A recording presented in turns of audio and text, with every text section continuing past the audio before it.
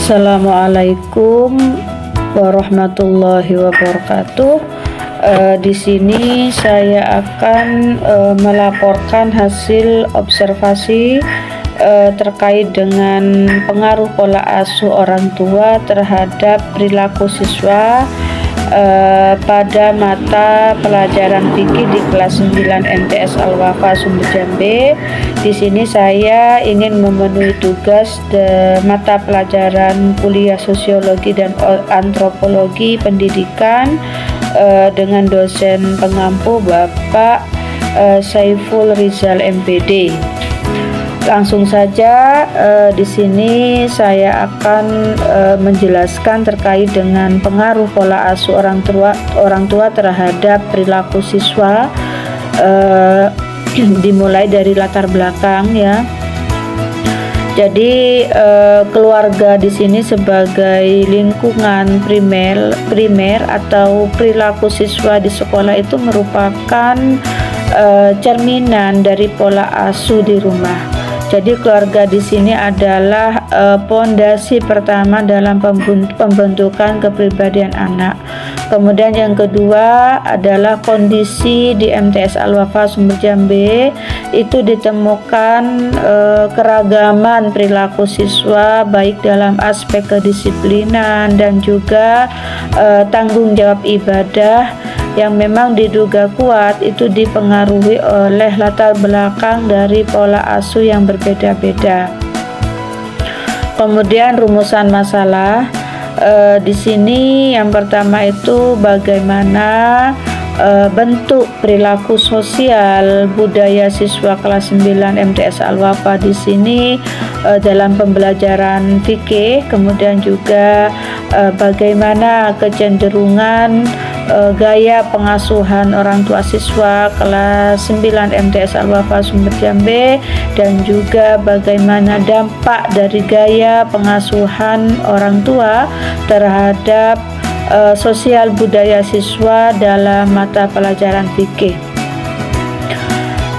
Untuk tujuan penelitian di sini yang pertama itu adalah untuk mendeskripsikan hubungan antara gaya pengasuhan orang tua dengan perilaku siswa di sekolah.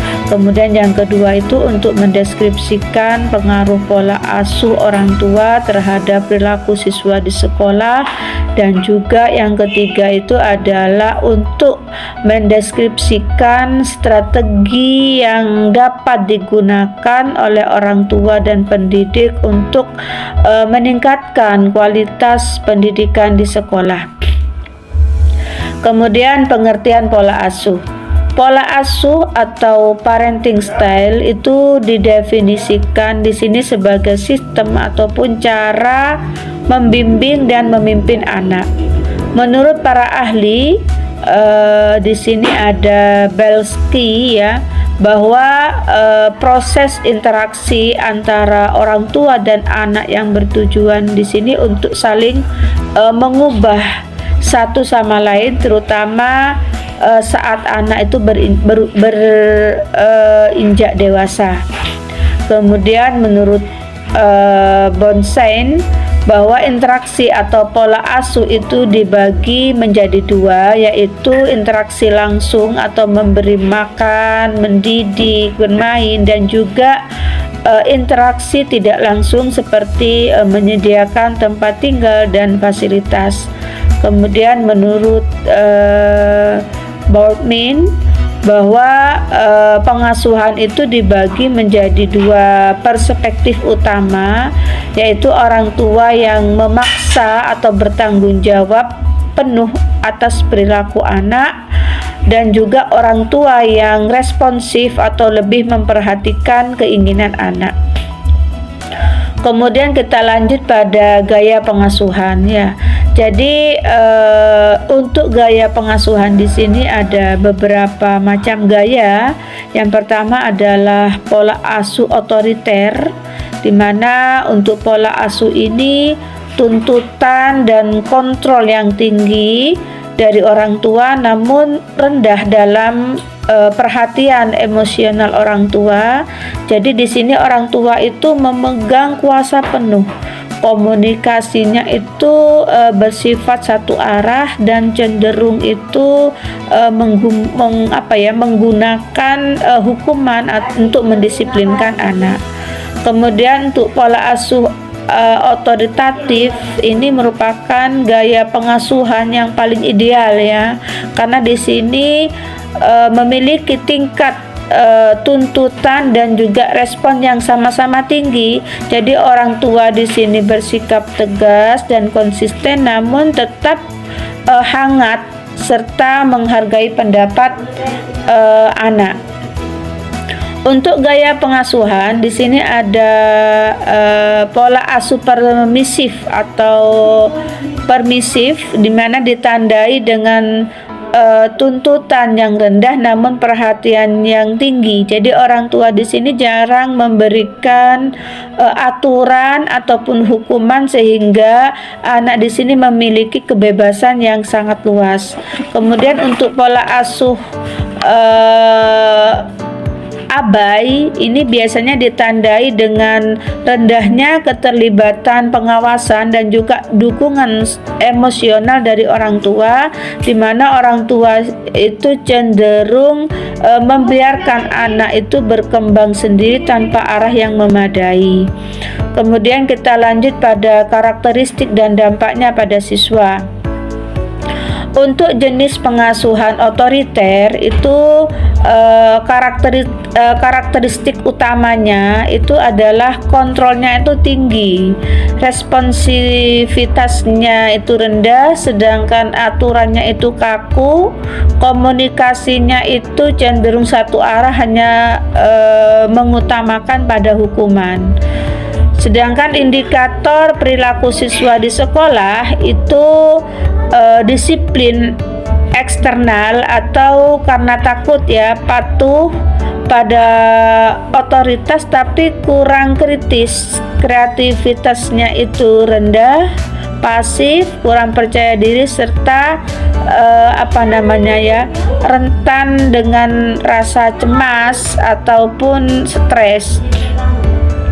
Kemudian untuk demokratis itu karakteristik dalam rumah yaitu biasanya kontrol dan responsivitasnya itu tinggi.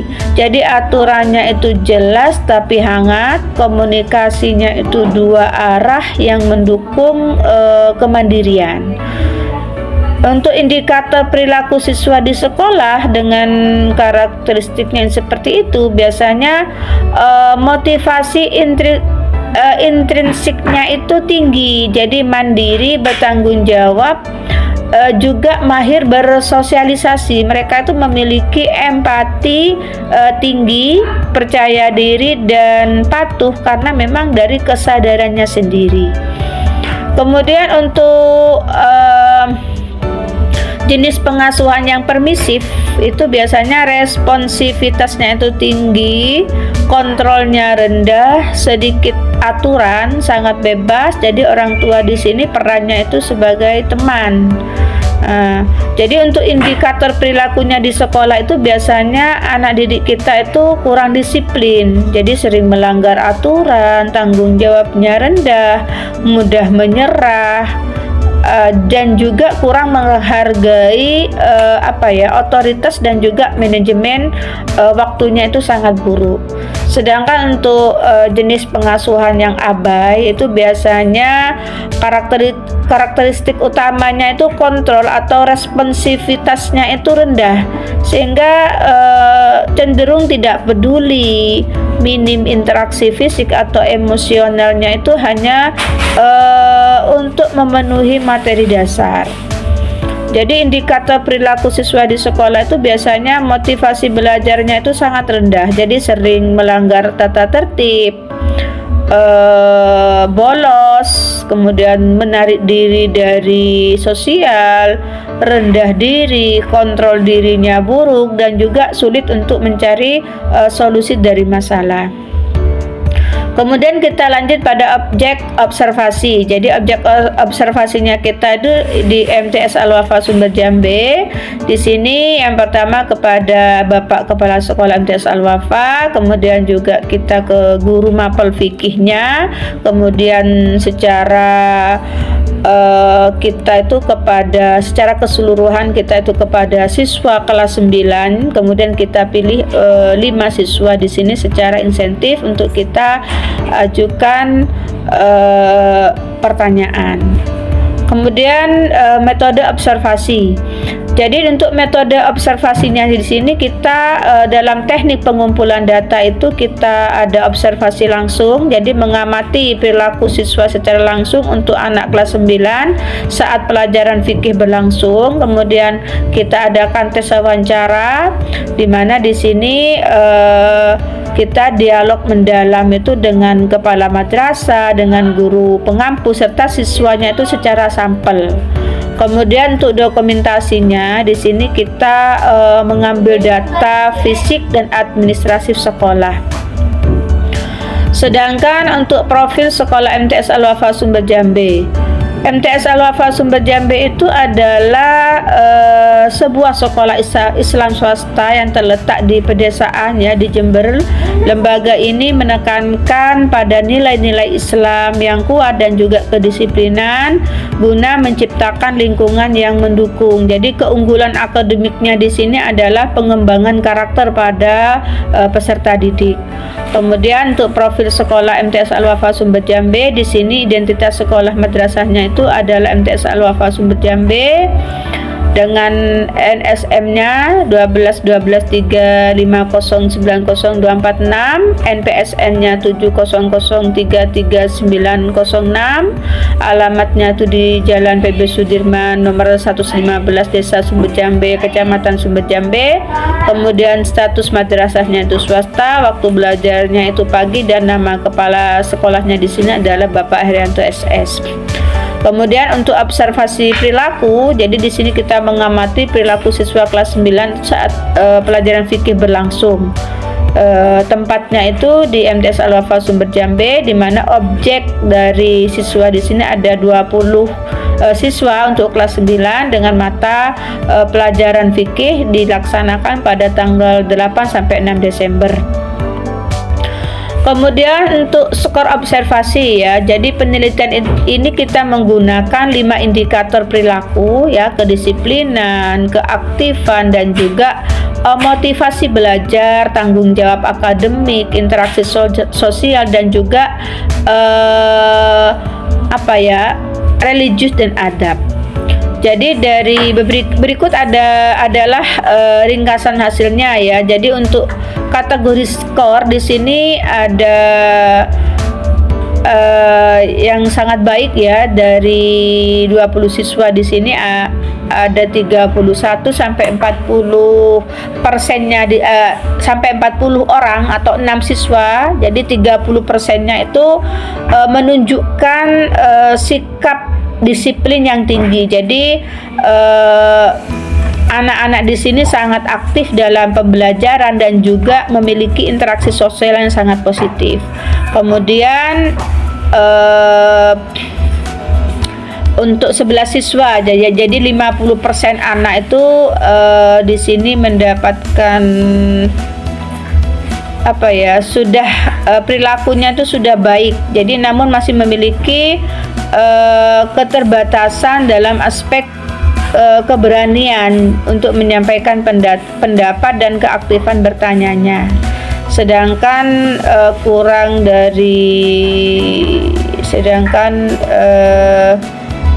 sekitar 4 siswa atau 20%-nya itu berperilaku baik. Jadi namun masih memiliki keterbatasan dalam aspek keberanian menyampaikan pendapat dan juga keaktifan bertanya dan motivasi belajar.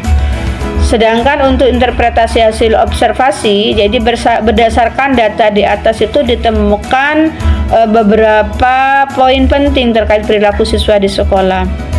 Yang pertama itu adalah karakteristik siswa sangat baik. Di sini siswa dalam kelompok ini menunjukkan tingkat kedisiplinan yang tinggi, jadi sangat aktif dalam pembelajaran dan memiliki interaksi sosial yang positif selama jam pelajaran fikih. Kemudian karakteristik siswa baik, jadi meskipun secara umum itu berperilaku positif, siswa di sini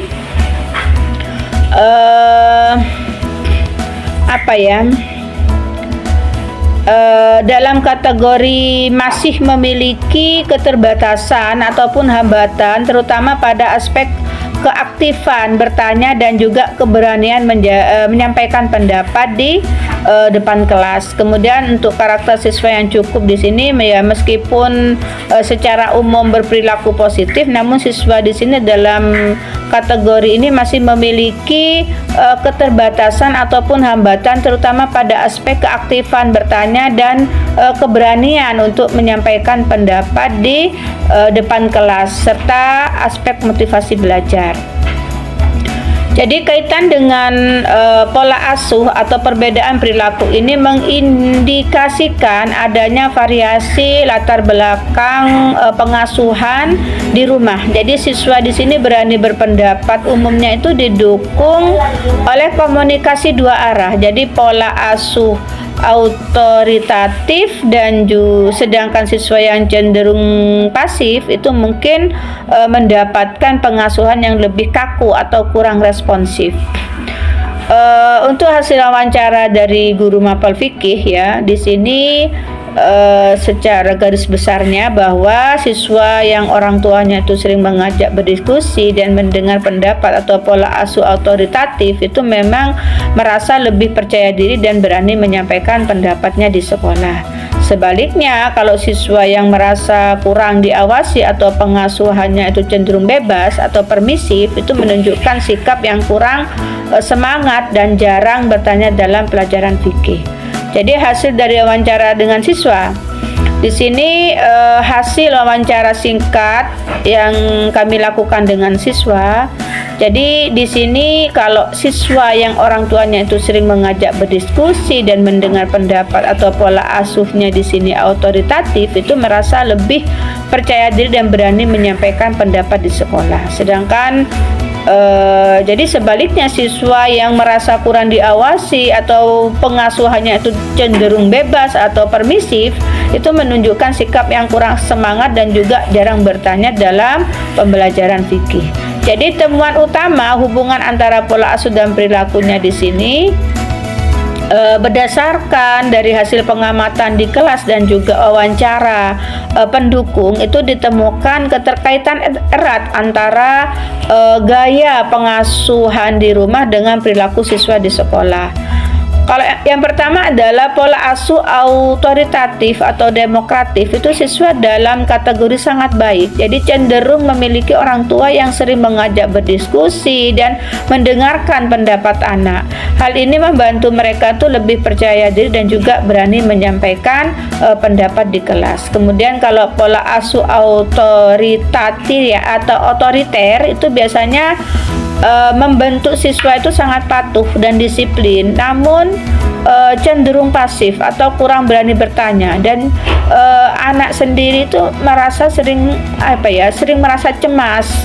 Jadi jika melakukan kesalahan karena keterbiasaan dengan aturan yang ketat di rumah. Sedangkan kalau pola asuh permisif itu berdasarkan wawancara dengan siswa, itu orang tuanya itu kurang mengawasi dan memberikan kebebasan penuh gitu tanpa aturan. Jadi mereka itu cenderung kurang semangat belajarnya dan menjadi anak yang jarang bertanya. Sedangkan kalau pola asuh abai, itu orang tuanya tuh hanya menitipkan pendidikan sepenuhnya itu kepada sekolah. Jadi tanpa ada peran aktif di rumah. Jadi menyebabkan siswa sendiri itu memiliki motivasi belajar yang sangat rendah dan cenderung menarik diri dari interaksi sosial. Kemudian hasil analisis observasi. Hasil observasi ini menunjukkan bahwa pola asuh demokratis atau autoritatif itu merupakan gaya pengasuhan yang paling efektif dalam membentuk perilaku positif siswa di MTS Al-Wafa Sumber Jambi. Jadi dengan dukungan emosional yang seimbang dengan aturan yang jelas itu terbukti meningkatkan motivasi intrik siswa dalam mengikuti mata pelajaran fikih. Jadi bisa disimpulkan bahwa berdasarkan dari hasil observasi dan pembahasan, jadi dapat disimpulkan bahwa perilaku siswa kelas 9 MTS Al-Wafa Sumber Jambi itu secara umum itu berada pada kategori baik, sehingga sangat baik dan sangat baik, sehingga terutama pada aspek religius dan adab kedisiplinan serta tanggung jawab akademik. Jadi hal ini menunjukkan bahwa pembiasaan nilai-nilai positif di lingkungan keluarga dan sekolah itu telah berjalan dengan baik, sehingga gaya pengasuhan demokratis atau autoritatif itu tampak lebih dominan dan juga berpengaruh terhadap pembentukan perilaku siswa di sekolah. Jadi pola asuh ini berkontribusi dalam menciptakan suasana kelas yang tertib dan juga kondusif. Namun demikian, aspek keaktifan dan juga motivasi belajar itu perlu ditingkatkan karena sebagian siswa itu belum menunjukkan partisipasi aktif dalam pembelajaran. Kemudian untuk saran atau rekomendasi ya, jadi untuk orang tua, terapkan pola asuh seimbang atau demokratis, berikan aturan jelas tentang ibadah, namun juga buka ruang diskusi agar anak itu berani berpendapat. Kemudian untuk guru, gunakan metode partisipatif untuk memancing siswa yang pasif, lakukan pendekatan personal untuk memahami latar belakang siswa. Kemudian untuk sekolah, adakan program parenting rutin untuk mengedukasi wali murid tentang dampak pola asuh terhadap prestasi anak. Mungkin hanya ini yang bisa saya sampaikan, kurang lebihnya saya mohon maaf. Assalamualaikum warahmatullahi wabarakatuh.